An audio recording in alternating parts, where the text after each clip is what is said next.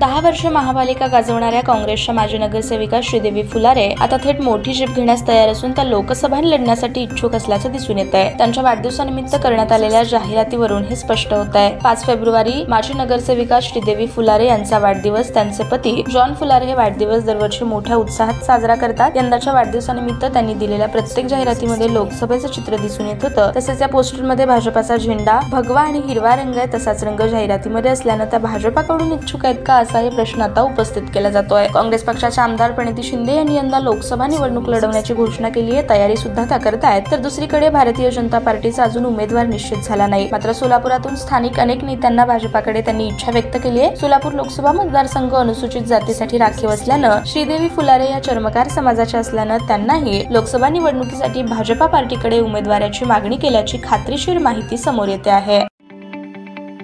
ताज्या बातम्या पाहण्यासाठी प्राईम महाराष्ट्र न्यूज चॅनलला सबस्क्राईब करा।